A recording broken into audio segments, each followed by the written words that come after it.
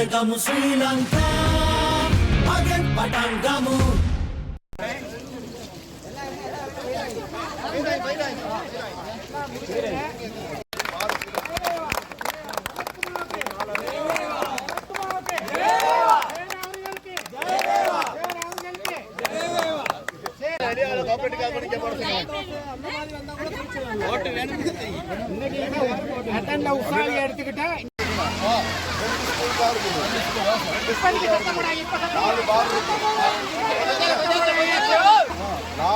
நாலு பார் இருக்குது. 4 கிலோமீட்டருக்கு இடையில அதான் 2 ஸ்கூல் தான் இருக்கு. அதனால பார் வரதை நாங்கள் எடுக்கிறோம். பாருங்க, இந்த நாட்டு ஜனாதிபதியே சொல்லியிருக்காரு நேற்று. போட்டு காட்டுங்க, போட்டு காட்டுறோம் உங்களுக்கு. கேட்டீங்களா? பார் போட்ட அதை விட்டுட்டு பார் போட்டால் தான் சம்பாதிக்கணும்னா எத்தனை வழியில் சம்பாதிக்கலாம். அந்த வழியெல்லாம் சம்பாதிச்சா மக்கள் நல்லா இருக்க முடியாது. ஆகவே எங்களை பொறுத்தளவில் உங்களுக்கு என்னைக்குமே நாங்கள் உதவியாக இருப்போம். இந்த 2-3 தடவை நான் இந்த பாரை நிப்பாட்டியிருக்கேன். இப்போ எலெக்ஷன் கமிஷன் சொல்கிறாங்க என்னன்னா, பார் போடுற விஷயத்தில் அவங்க தலையிடலாம் தான் ஜிஏக்கு தான் சொல்லி நிப்பாட்டணுமா. இப்போ நான் வாங்கினாரு ஜிஏ கட்டுறது ஜிஏ ஆள் இல்லை. எல்லாம் பார்த்துருவோம் சார். என்கிட்ட ஃபேஸ்புக் எல்லாம் பார்த்துருவோம். சரி, இன்னொரு விஷயம் சார், இப்போ என்னன்னு கேட்டால், இவங்க வந்து ரவ்வும் பகலும் மலையில் இருக்கிறத நீங்கள் இந்த ஃபேஸ்புக் மூலியமாக சரி பார்த்துருப்பீங்க. அப்படித்தானே? அப்படி இருக்க சூழ்நிலையில் இதை எவ்வளோ நாளைக்கு மக்களால் பாதுகாக்க முடியும் சார்? சொல்லுங்க பாருங்க. சின்ன பிள்ளைகளை வச்சுக்கிட்டு பாருங்க, இன்னைக்கு கூட இந்த மலையில எங்களோட நீங்க நிலையிறீங்க. இந்த நாள் உங்களுக்கு செய்யலாத கஷ்டம். அதனால இப்ப நாங்க அரசியல் ரீதியில நாங்க சில நடவடிக்கைகளை எடுத்திருக்கிறோம், சரியா? ஆனா கொஞ்சம் என்னது, நீங்க இந்த ஒரு 10-20 நாளைக்கு கொஞ்சம் இதாதான் இருக்கணும். என்னன்னா விடாம தான் இருக்கணும். அதுக்கு பிறகு ஆட்சி மாறும். ஆட்சி மாறினா நிச்சயமான அது பாருங்க வர்றதுக்கு நான் விட மாட்டோம். ஒரு கிலோமே சார் பாருக்காக வேண்டி சார் யாரும் இங்கே தூங்குறீங்க சார். போட் கொண்டு வந்தாங்க இவங்க. ராவும் பகலும் காவ காத்து போட விடாம ஆக்குனாங்க. சாமான் தாங்க இறக்குறதுக்கு பொப்பளை பிள்ளைங்க உட்காந்துருந்து விடிய 2-3 மணி மட்டும். அப்ப இப்படியே 20-25 நாளைக்கு எனக்கு பாத்துக்கிட்டு இருக்கேன் சார். இதுக்கு இன்னைக்கு நாளைக்கு ஒரு நடவடிக்கை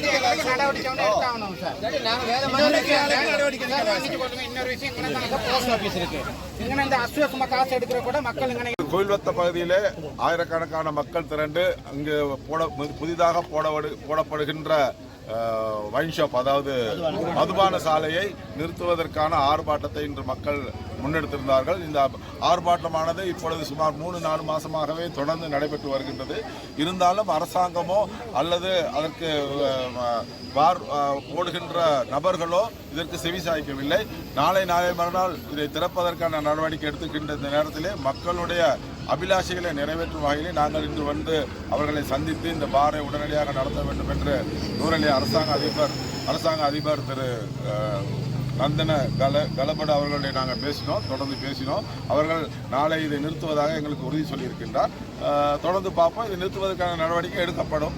நிச்சயமாக இந்த அரசாங்கத்திலே அதிகமாக இப்பொழுது தேர்தல் காலங்களிலே அதிகமான பார்கள் விநியோகித்து அரசாங்க எம்பிக்களை உள்வாங்குவதற்கான நடவடிக்கைகளே அரசாங்கம் செய்து கொண்டு வருகின்றது. இது முற்றிலும் ஒரு மோசமான செயல் என்பதை நாங்கள் சொல்லுகின்ற அதே நேரத்தில் எதிர்வருகின்ற அரசாங்கத்தில் இவ்வாறான மதுபான சாலைகளை போடாமல் தடுப்பதற்கான நடவடிக்கை நிச்சயமாக நாங்கள் எடுப்போம் என்று சொல்லிக் கொள்ள விரும்புகிறேன்.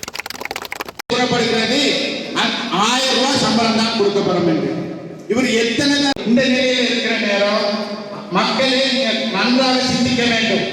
கோரிக்கைகள் வீடமைப்பு, காணி உரிமை, வீட்டுரிமை இப்படியான பல பிரச்சனைகளில் 47 அம்சங்களை கொண்டதுதான் அந்த அம்சம். பிரேமதாச வெற்றி பெற்று நமது தலைவரையும் பொறுப்பு என்பதை கூறிக்கொள்ள விரும்புகிறேன். நம்ம ஒன்று சும்மா வீண் போனதில்லை. மலைய மக்கள் முன்னணி என்பது ஒரு திடமான கொள்கையை கொண்ட ஒரு கட்சி தான் மலைய மக்கள் முன்னணி. சாதாரண கட்சி இல்லை, அங்கங்க தாவும் கட்சி இல்லை. දුප්පතාගේ හිතවතා ජනාධිපති රණසිංහ ප්‍රේමදාසට ඒ දවස්වල කියන්නේ දුප්පතාගේ හිතවතා. එහෙම තමයි කියන්නේ. ඉතින් ඒ දුප්පතාගේ හිතවතාගේ පුතා තමයි සජිත් ප්‍රේමදාස. එහෙමනම් රණසිංහ ප්‍රේමදාස මහත්තයා කරපු වැඩේ සජිත් ප්‍රේමදාසට කරන්න පුළුවන්. අද වර්තමාන ජනාධිපති මොනවද කරන්නේ? හැමතැනම බාර් ඕපන් කරන්න අවස්ථාව දීලා තිනවා. දැන් අපි කුයිල්වත් පැත්තට දැන් ගිහිලා ආවා. කුයිල්වත් පැත්තේ දැන් බාර් එකක් හරින ලෑස්ති හෙට. අපි ගිහිලා දැන් නවත්තලාවද බාර් දීලා ඔයගලන්ට බාර් දීලා බොණ්ඩ දීලා පඩිත් නැතුව නැත්තම නැති කරලා මේ ගෑනු කට්ටිය හැමදාම ඔයගලන්ට ගාන්න තමයි පටන් ගන්න වෙන්නේ. මේක තමයි වෙන්නේ. ළමයි ඉස්කෝලේට යවන්න බෑ. සල්ලி නැහැ. බොණ්ඩ சல்லி தீல மேக்கட கோயில் சல்லி தேன் நன்றி நல்வாழ்த்துக்களையும் சொல்லுவதோடு இந்த கூட்டம் இன்று புகவந்தலா நகரிலே கொட்டும் மலையிலும் இவ்வளோ பெரிய ஒரு கூட்டம் வந்தது ரொம்ப சந்தோஷமான ஒரு விஷயம். மழை இல்லைன்னா இன்னும் நிறைய பேர் வந்திருப்பீங்க, சந்தோஷமாக இருந்திருக்கும். ஆனால் இந்த மழை காலங்களால நம்ம அதெல்லாம் எதிர்பார்க்க முடியாது. இருந்தாலும் எங்களுடைய நிகழ்ச்சி நிலையின்படி இன்றைய அதாவது புகவந்தலா பகுதிக்கு நாங்கள் விஜயம் செய்து தேர்தல் பரப்புரையை செய்ய வேண்டும் என்பதற்காகத்தான் இங்கே வந்திருக்கிறோம். இந்த தேர்தல் ஒரு மிக முக்கியமான தேர்தல். நாட்டில் உள்ளூராட்சி சபை வந்தது, அதை ரணில் விக்ரமசிங்கே அவர்கள் எப்படி தள்ளி போடணுமோ அப்படி தள்ளி போட்டார். அப்படித்தானே? எவ்வாறு தள்ளி போட முடியுமோ அந்த வகையில் அவர் தள்ளி போட்டுக்கிட்டு போனார். ஆனால் ஜனாதிபதி பின்னுக்கு வாங்க, இப்படி நீளுங்க, இன்னுக்கு அப்போ தான் அந்த இது வரும் கவரை. இப்போ இந்த ஜனாதிபதி தேர்தலை அவரால் பின் போட முடியாது. ஏன்னா ஒரு நாட்டில் தலைவர் இல்லைன்னா நாடே இருக்க முடியாது. மாகாண சபை தேர்தலை தள்ளி போட்டார், பாராளுமன்ற தேர்தலை தள்ளி போட இல்லாது, பாராளுமன்றம் இல்லைன்னா கணக்கு வழக்கு செய்ய முடியாது. அதாவது வரவு செலவு திட்டங்கள் நிறைவேற்ற முடியாது. அதனால பாராளுமன்றம் கட்டாயம் இருக்கணும். அதற்கு மேலே இருக்கிறது தான் ஜனாதிபதி. ஆகவே ஜனாதிபதி தேர்தல் கட்டாயம் இந்த நாட்டில் நடந்தே ஆகணும். ஆகவே தான் பல தில்லுமுள்ளுகளை செய்து இதை எப்படியாவது 2 வருஷத்துக்கு தள்ளி போடணும்னு நினைச்சாரு கௌரவ ரணில் விக்ரமசிங்கே அவர்கள். ஆனால் முடியாமல் போச்சு. கோர்ட் ஆர்டர் கொடுத்து கட்டாயம் இந்த தேர்தலை வைக்கணும் அப்படின்னு. அதுக்காக இப்போ தேர்தல் நியமனம் பட்டிருக்கின்றது. 21ஆம் தேதி இந்த நாட்டினுடைய தலைவரை தெரிவு செய்கின்ற தேர்தல், நாட்டின் தலைவதியை நிர்ணயிக்கின்ற ஒரு தேர்தல் என்பதை நாங்கள் சொல்லலாம். ஆகவே தேர்தல் ஆரம்பித்த உடனே பல்வேறு கட்சிகள் அதாவது தேர்தல் என்னது காசு கட்டுறதுக்கு, என்னது நாமினேஷன் கட்டுறதுக்கு 39 கட்சி நாமினேஷன் கட்டியிருக்காங்க. அதில் ஒருத்தர் செத்து போயிட்டாரு. அதனால இப்போ 38 கட்சி இருக்குது. 38 கட்சிக்கு நம்ம ஓட்டு போட்டால் எப்படி இருக்கும்? சாம்பாராக தான் இருக்கும். ஆகவே அந்த 38 கட்சியிலையும் 4 கட்சி தான் இன்னைக்கு பிரதான கட்சிகளாக கணிக்கப்படுகின்றது. அதில் ஒன்று நம்பர் 1 சஜித் பிரேமதாஸ் அவர்களுடைய டெலிஃபோன் சின்னம், 2வது அனுராகுமார் அதிசா நாயக்க அவருடைய தராசு சின்னமா திசை காட்டி, 3வது சின்னமாக ரணில் விக்ரமசிங்கே அவருடைய கேஸ் அவருக்கு கேஸ் போச்சு. கேஸ் விக்ரமசிங்கே.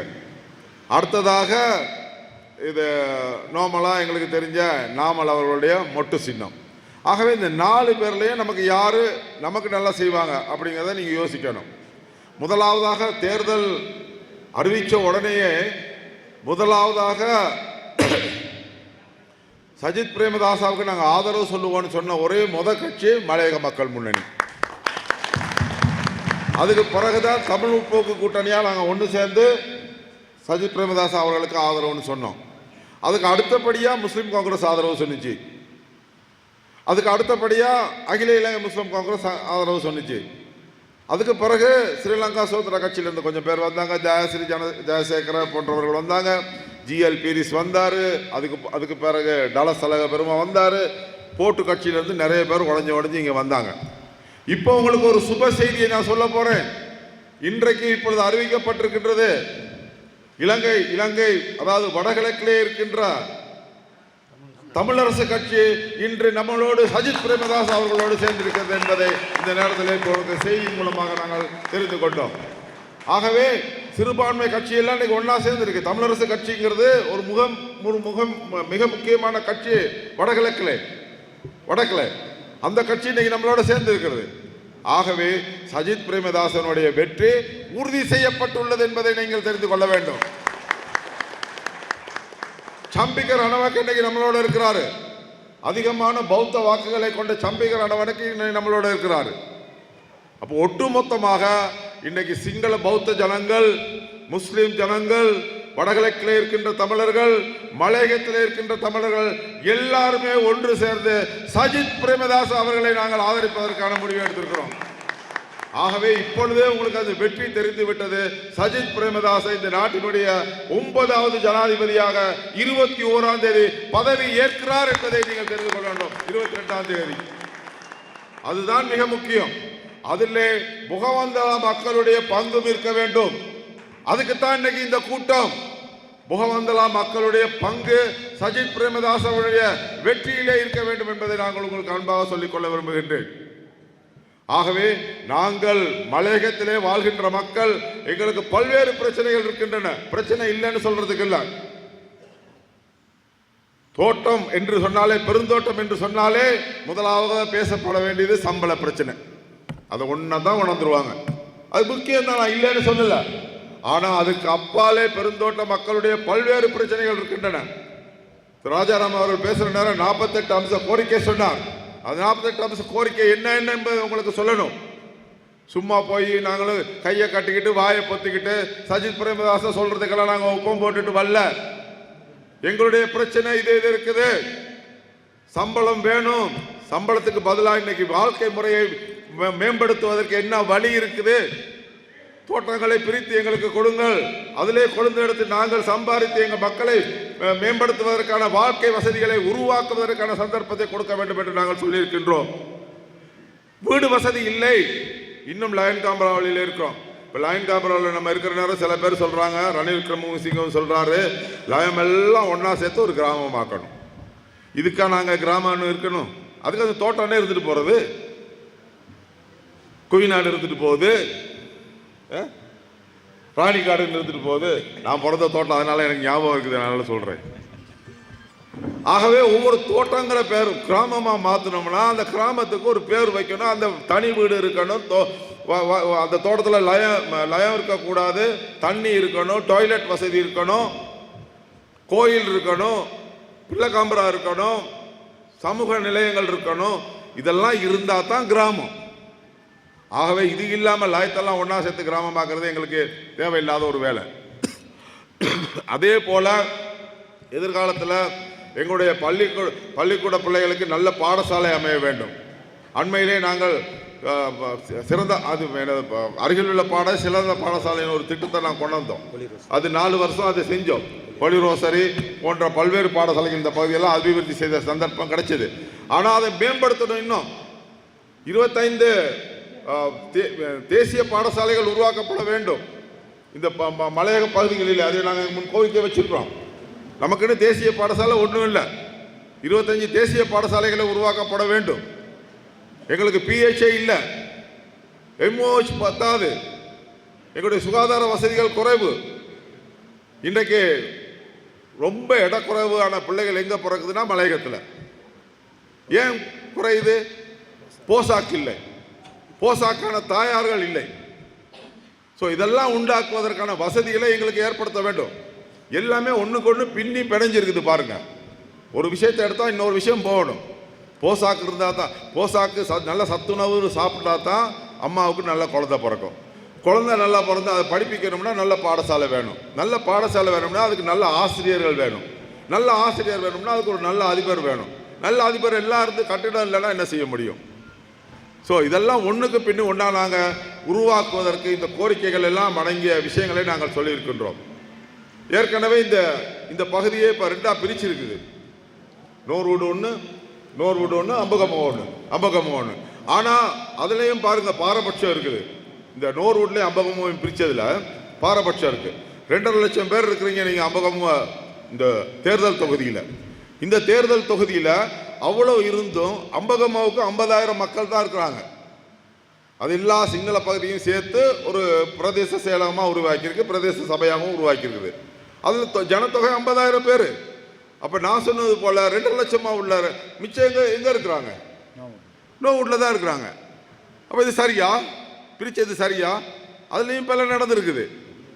இதெல்லாம் எதிர்காலத்தில் தட்டி கேட்கறதுக்கு, நம்மளை வேலை செய்வதற்கு, நம்ம விஷயங்களை சொல்லுவதற்கு நமக்கு ஒரு அரசாங்கம் அமைய வேணும், நமக்கு ஒரு தலைவர் அமைய வேணும். அதுதான் சஜித் பிரேமதாஸ் என்பதை நாங்கள் சொல்லிக்கொள்ள வேண்டும். இந்த நேரத்தில் நான் உங்களுக்கு சொல்லிக்கொள்ள விரும்புகின்றேன். ரணசிங்க பிரேமதாஸ் அவர்களை பற்றி சொன்னா உங்களுக்கு எல்லாருக்கும் தெரியும். அவர் தான் 200 கார்மெண்ட்ஸ் ஃபேக்டரி ஆரம்பிக்கணும்னு முதல்ல சொன்னார்.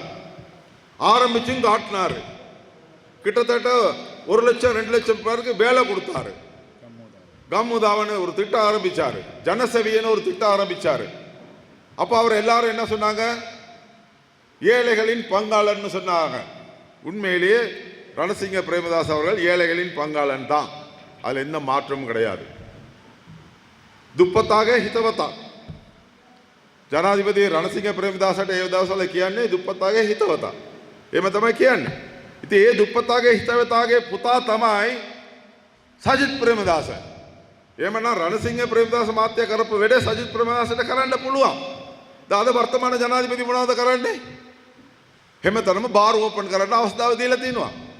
දැන් අපි කුයිල්වත්ත පැත්තට දැන් ගිහිලා ආවා. කුයිල්වත්ත පැත්තේ දැන් බාර් එකක් හරියට ලෑස්ති හෙට. අපි ගිහිලා දැන් නවත්තලා ආවා දැන්. ඒ බාර් දීලා ඔයගලන්ට බාර් දීලා බොණ්ඩ දීලා පඩිත් නැතුව නැත්තම නැති කරලා මේ ගෑනු කට්ටිය හැමදාම ඔයගලන්ට ගාන්න තමයි පටන් ගන්න වෙන්නේ. මේක තමයි වෙන්නේ. ළමයි ඉස්කෝලේට යවන්න බෑ. සල්ලி නැහැ. பொண்ட சல்லி தீல மேக்கட கொஞ்சம் சல்லி தேன்னு. இதுதான் எங்களுக்கு பிரச்சனையா இருக்குது. ஆகவே எங்களுக்கு ஒரு நல்ல அரசாங்கம் அமைய வேணும்னா நாங்க வந்தா உங்களுக்கு நாங்க சொல்லிக்கொள்ள விரும்புகிறோம். பார் எல்லாம் புதுசா கொடுத்த பார் எல்லாம் இல்லாம செய்யணும். ළඟදී දීපු පර්මිට් ඔක්කොම අපි අවසන් කරන්න ඕනේ, කැන්සල් කරන්න ඕනේ. ඒක අපි කියනවා. ඒක ජනාධිපතිතුමාට වර්තමාන අනාගත ජනාධිපතිතුමාට අපි කියලා තියෙන්නේ. මේ බාර් පර්මිට් දීලා මේ පාර්ලිමේන්තු මන්ත්‍රීවරු ගන්න එකයි ප්‍රාදේශ සභා මන්ත්‍රීවරු ගන්න එක මේවද වැඩ කරලා පෙන්නන්න ඔබතුමාට ඡන්දෙදායි. ஆனா இப்ப நிறைய பேர் என்ன ஏசுவீங்க அங்க இருந்து, அது எனக்கு தெரியும். இவன் குடிக்கலன்னா நம்மளையும் குடிக்க விட மாட்டேங்கிறான் அப்படின்ட்டு. பார் கூட மலையகம் தான். இப்போ என்ன சொல்லுவாங்க, கொழும்புலாம் போய் நீங்கள் கேட்டு பாருங்க, நீங்கள் எங்கேருந்து வரீங்க புகாவத்தலாவ, நீங்கள் எங்கேருந்து வரீங்க மஸ்கலியா, நீங்கள் எங்கேருந்து வரீங்க கொட்டியாக்கோலை. எனக்கு ஒரு வீட்டுக்கு ஒரு பொம்பளை பிள்ளை தேடி தர முடியுமா வேலைக்கு? கேட்குறாங்களா இல்லையா? வீட்டுக்கு ஒரு வேலை தானே கேட்பாங்க. இதுதான் நம்ம சமூகத்தை பற்றி அவங்க நினச்சி வச்சிருக்க அடையாளம். இந்த அடையாளத்தை மாற்றணும். இந்த அடையாளத்தை மாற்றணும். இல்லை நாங்களும் படிச்சிருக்கிறோம், எங்களுக்கும் தகுதியான ஜாப் கிடைக்கணும் அப்படிங்கிற நிலைமையை உண்டாக்கணும். இப்போ இலங்கை சுதந்திரம் கிடைச்ச 74 வருஷம். 74 வருஷத்தில் நம்ம இன்னும் லயத்தில் தான் இருக்கிறோம். நமக்கு சரியான குடி தண்ணீர் கிடையாது. 13 லட்சம் பேருக்கு இந்த நாட்டில் இப்போ எலக்ட்ரிசிட்டி வெட்டப்பட்டிருக்குது. உங்களுக்கு தெரியுமா? 13 லட்சம் பேருக்கு எலக்ட்ரிசிட்டி வெட்டப்பட்டிருக்குது. காரணம் என்ன? எலக்ட்ரிசிட்டி கட்ட முடியலை, பில் கட்ட முடியல, அவ்வளோ விலை. அதில் எத்தனை பேர் மலையகத்தில் இருக்காங்கன்னு தெரியல. ஆனால் 13 லட்சத்துக்கு ஒட்டுமொத்தமான எலக்ட்ரிசிட்டி வெட்டப்பட்டிருக்கின்றது. காரணம் என்னன்னா, இதெல்லாம் அதிகமான விலை இன்னைக்கு கொடுத்து சமாளிக்க முடியல. எத்தனை நாளைக்கு தோட்ட அடவு வைக்க முடியும்? எத்தனை நாளைக்கு கையில் காலில் போட்டிருக்கிறத அடவு வைக்க முடியும்? ஒரு தடவை அடவு வைக்க கட்டலாம், லைட் பில்லை எடுக்கலாம். வருஷம் பூரா இதே வந்தால் செய்ய முடியுமா? 1800 ரூபாய்க்கு இருந்த கேஸ் தான் இன்னைக்கு 5500 ரூபா, 3900 ரூபாய். இப்போ கொஞ்சம் கொஞ்சம் குறைச்சி அப்படி வந்திருக்குது. ஆகவே இந்த மாதிரியான எங்களுக்கு அன்னைக்கு 1000 ரூபா தான் சம்பளம், இன்னைக்கும் 1000 ரூபா தான் கிடைக்குது. இன்னும் 1700 ரூபா உங்களுக்கு கிடைக்காது. இந்த மாதத்தில் கிடைக்காது. கிடைச்சா சந்தோஷம். கம்பெனி என்ன சொல்லுது? 1350 ரூபா தான் நாங்கள் ஒத்துக்கிட்டோம், அந்த சம்பளத்தை தான் கொடுப்போம். ஆனால் அதுக்கும் நாங்கள் இதுக்கு போட்டிருக்கிறோம், என்னது ஆய்வு, என்னது மேன்முறையீட்டுக்கு போட்டிருக்கிறோம் அப்படின்னு அப்ஜெக்ஷன் சொல்லியிருக்கிறாங்க. அப்போ இந்த மாதம் சம்பளத்தை அது வராது. அப்போ 1ஆம் தேதி மே 1ஆம் தேதி வந்து பெருசாக கூட்டம் போட்டு ரணில் விக்ரமசிங்கே ஜனாதிபதி வந்தார், தொழில் அமைச்சர் மனுஷன் நாணயக்காரர் வந்தார், இதோகா தலைவர் இருந்தார், ஆளுநர் இருந்தார். எல்லாரும் சொன்னாங்க 1700 ரூபா உங்களுக்கு அடுத்த மாதம் சம்பளத்தில் வரும் அப்படின்னு. எங்கய்யா வந்துச்சு சம்பளம் 1700? இன்னைக்கும் கிடைக்காம இருக்குதானே இருக்கிறோம். 1000 ரூபா சம்பளம் சொல்லி 6 வருஷத்துக்கு பிறகு தான் அந்த 1000 ரூபாயும் கிடைச்சி. இன்னைக்கு 1700 ரூபா சம்பளம் சொல்லி இன்னும் எத்தனை வருஷம் போகுதுன்னு தெரியாது. அதனால தான் தொழிலாளர்களுடைய சம்பள பிரச்சனை ஒரு பக்கம் இருக்கிற நேரம் விலைவாசி குறையவே இல்லை. 80 ரூபாய்க்கு வாங்கின அரிசி இன்னைக்கு 220 ரூபா. 100 ரூபாய்க்கு வாங்கின மாவு இன்னைக்கு 300 ரூபாயா மாவு 210 ரூபா. எல்லாமே டபுள் ஆகியிருக்குது. டீசல், பெட்ரோல், பால்மா, ஹேங்கர் எதுவுமே விலை குறவு இல்லை. அப்போ அவங்களுக்கு அது 1000 ரூபாயில எல்லாம் சமாளிக்க முடியுமா? பிள்ளைகளுக்கு படிப்புக்கு செலவழிக்கணும், போக்குவரத்து இருக்குது, சடங்கு கல்யாணம் காட்சிக்கு போகணும், நீங்கள் அதெல்லாம் செய்யணும். அதெல்லாம் செய்யாமல் இருக்க முடியாது. இல்லைன்னா நம்ம செத்தா எவனும் வரமாட்டான். அப்புறம் நம்ம ஒரு சகாவுக்கு போகலன்னா நம்ம செத்தா எவனும் வரமாட்டான். நம்ம கல்யாணத்துக்கு போகலன்னா அவன் கல்யாணத்துக்கு நம்ம வரமாட்டாங்க. அப்போ இதெல்லாம் நமக்கு இருக்குது. இதான் நடைமுறையில் உள்ள பிரச்சனைகள். ஆகவே இந்த பிரச்சனையெல்லாம் தீர்ப்பதற்கு ஒரு நல்ல ஆட்சி இந்த அரசு இந்த நாட்டில் அமையணும். கொரோனா வந்தது உண்மை, அது நாங்கள் இல்லைன்னு சொல்லலை. கொரோனாவில் எல்லாரும் பாதிக்கப்பட்டோம்.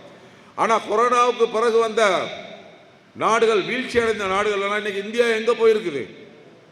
இன்னைக்கு இந்தியா எவ்வளோ வளர்ச்சி அடைஞ்சிருக்கு. சிங்கப்பூர் எவ்வளோ வந்து அங்கே கொரோனா இல்லையா? ஆஸ்திரேலியாவில் கொரோனா இருக்கு இல்லையா?